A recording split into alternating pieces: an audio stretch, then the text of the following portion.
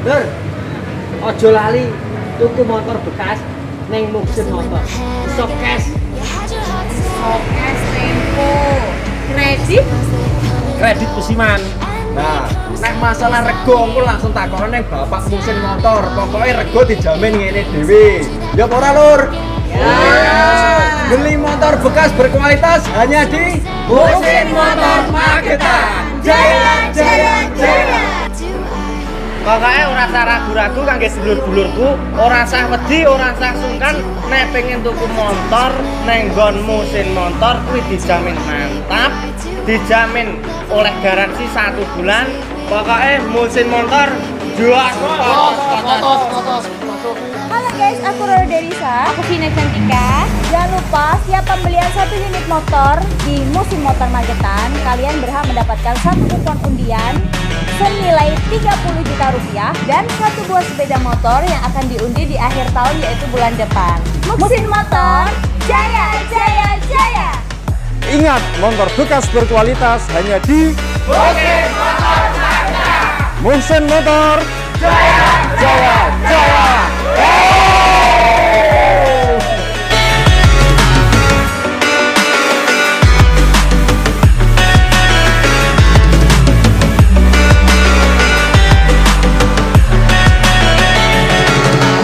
Assalamualaikum warahmatullahi wabarakatuh. Waalaikumsalam warahmatullahi wabarakatuh. Jumpa lagi Lur bersama saya Mas Gombes, Pak Gu, Mas Bonjol, Lekji, dan Mbak Roro dan Mbak Vina. Episode kali ini kita mau menanyakan tentang kesuksesan atau usaha yang sudah berjalan dari Bapak Muxin yang beliau berada di samping kiri saya ini. Monggo Pak diperkenalkan dulu Pak, namanya Pak. Saya ini.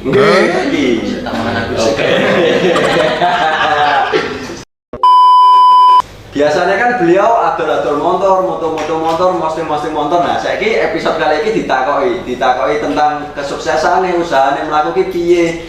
Monggo Pak, pripun Pak? Polirane ki aku nakoki wong, nakoki saiki gendhi kok Oh iya. Iya kok nyawuri. Mosok kok takoke, takoke. Oh, ya.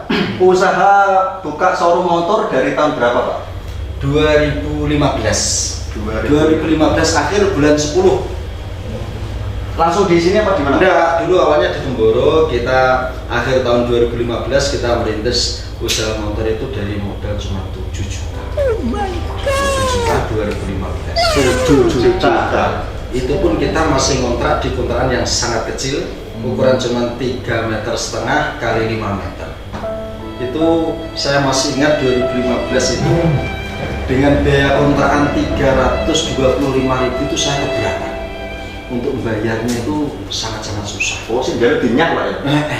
Nih, gue jelas ini kontrakan paling murah di ini. Mas murah di ini, Boro paling murah di ini. Kalau ngatas laku gue kabutan. Gue bayar kontrakan saya sing ngarep ki opo ki bingung wis. Karena kita waktu itu memang masih merintis sangat-sangat dari nol, tidak punya apa-apa. Dan itu uniknya, lucunya itu saya punya uang 7 juta itu sama orang tua itu disuruh membeli mesin tebu. Saya disuruh jualan es tebu. Karena waktu itu 2015 kan di Temboro masih rame-ramenya yang jualan es tebu.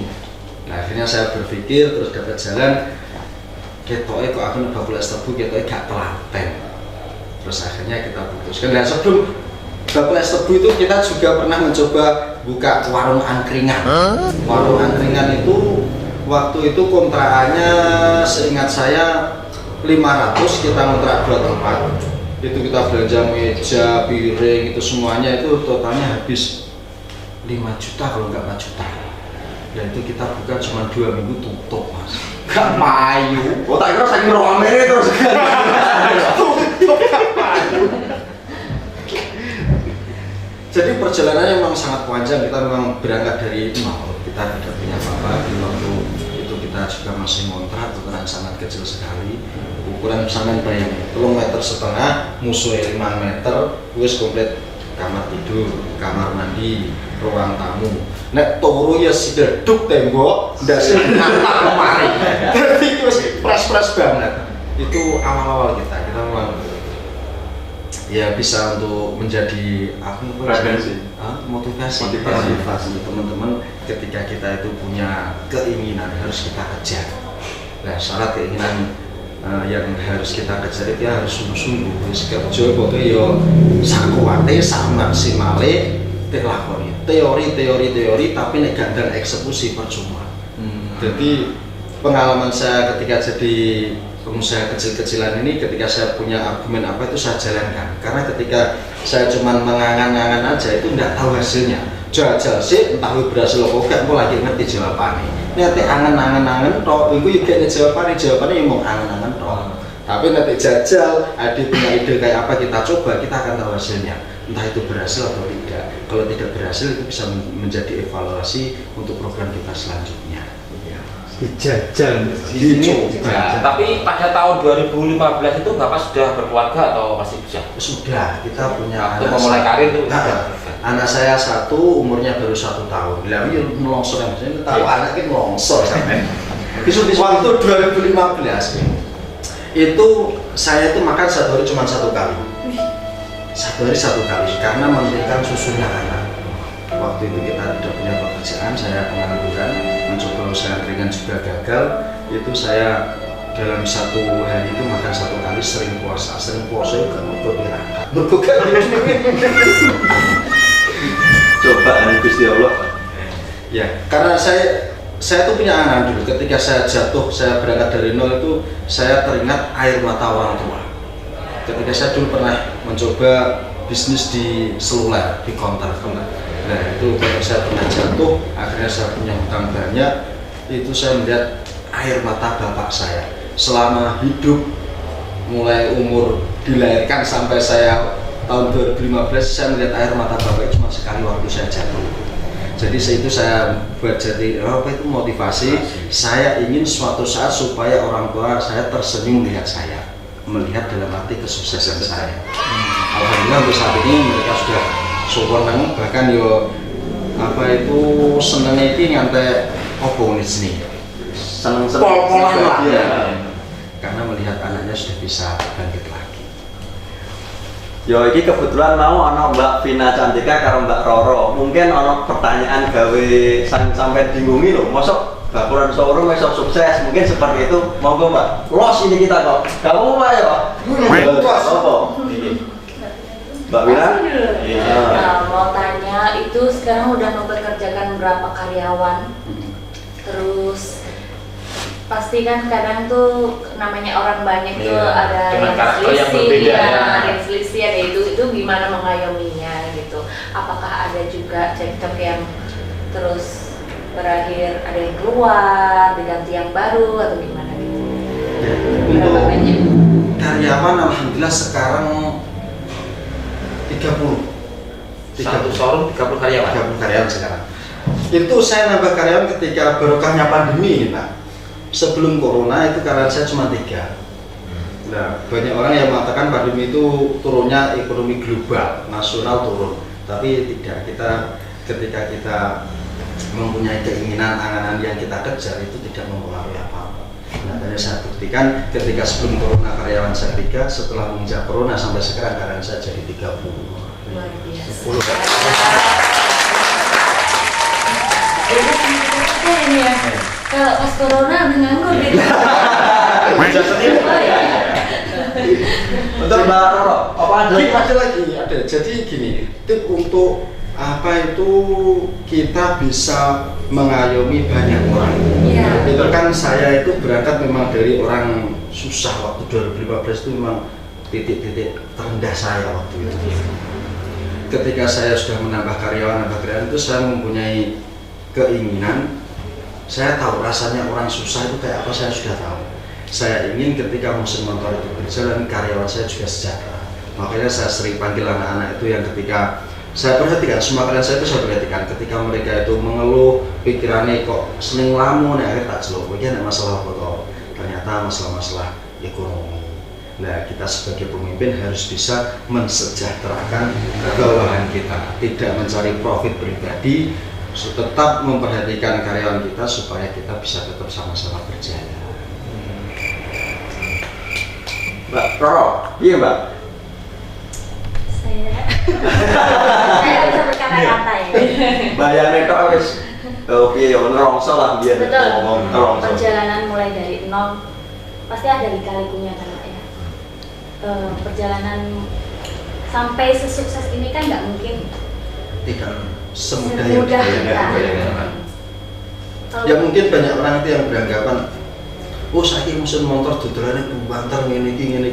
Mereka tidak tahu perjuangan kita waktu awalnya kayak apa, itu tidak tahu.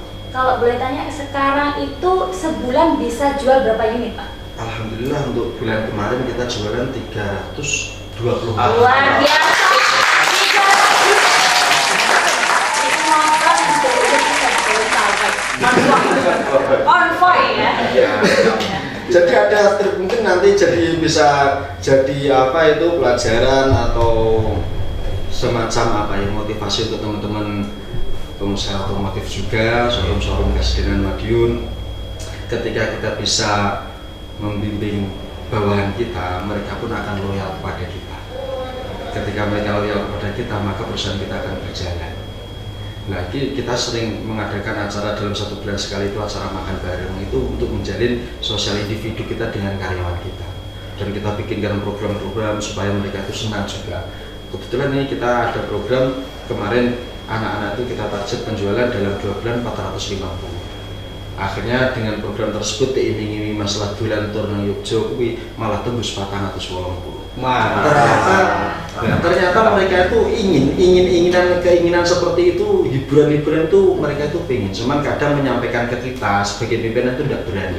Nah, kita sebagai pimpinan itu harus bisa mengerti bagaimana kondisi bawahan kita. Nah, ini kita ada program juga tur ke Bali nih Pak Ro.